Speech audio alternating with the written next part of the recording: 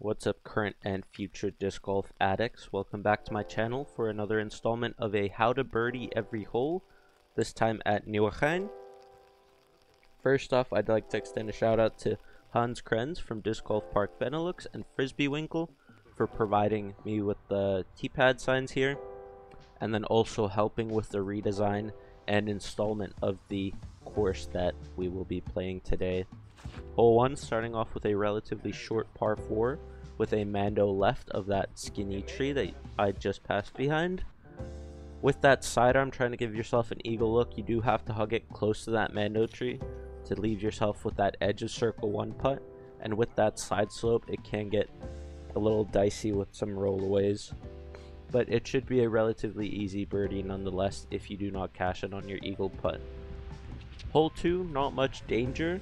You do have that OB right, but if you throw something a little bit more overstable like I was trying to do here with the harp, kind of trying to fade back into that side slope, I wasn't worried about rollaways on this day, especially with that wet ground and muddy conditions, but I could see how that would come into play then later into the summer.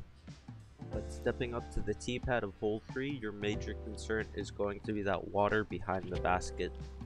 But with this hyzer, distance control is essential, and you really need to be comfortable with your distances to leave yourself with a shorter, low stress putt.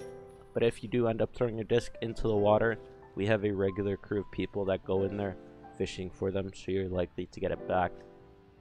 Hole 4, two main options as I see it. You have this up the middle play where you could throw whatever you're comfortable with. I prefer throwing that sidearm so it fades away from the water, and hopefully try fading in towards the basket. And then there is also this wide hyzer route that does play. It's more a matter of personal preference and what you're comfortable with.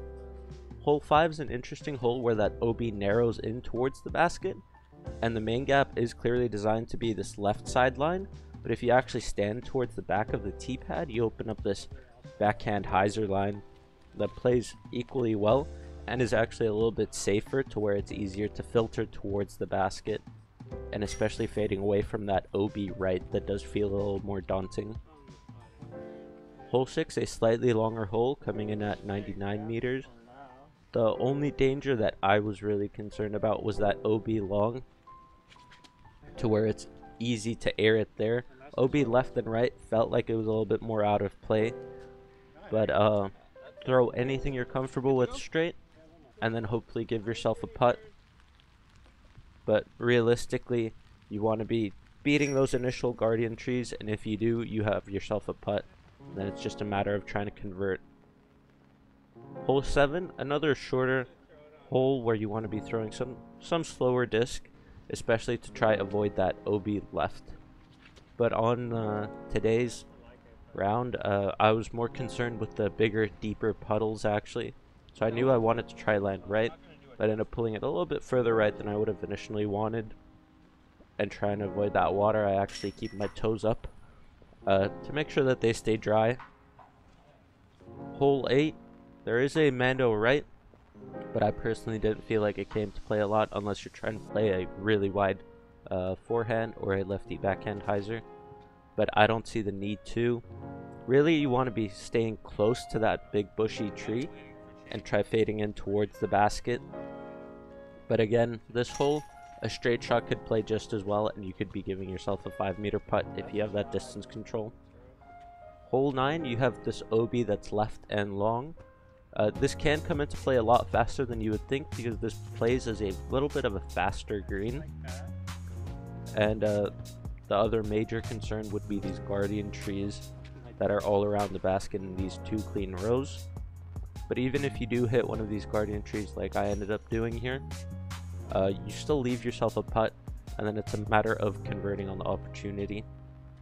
Hole 10 posed an interesting challenge where I was really scared of that the initial trees, especially playing a backhand, because it seemed like it would filter towards the water easily.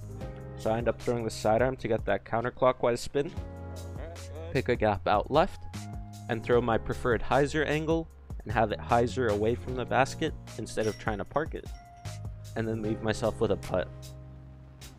Hole 11 was a really challenging hole with that OB deep and left of the basket, But we also had this fence off to the right that was playing as OB. And that was a little daunting, especially trying to throw out this golf line where you want it to drift right a little bit. And especially to stay away from that water. But that was coming into the head, and especially with these conditions, I was finding that tricky. So we ended up taking this drive, which was the closest that we got on the day, leaving ourselves with this 20-meter pitch hyzer. Hole 12, a lot more straightforward, a couple of gaps to pick from, but the easiest, simplest of them all is just that straight shot, especially at this distance. You just want to be throwing something, landing it on that upslope, and then hopefully sliding to be right under the basket. This one ended up flipping a little bit off to the right, but still stopped relatively close. Only real danger would be flying over that hill and going OB long. If you liked what you saw, don't forget to leave a like, comment, and subscribe for more content like this.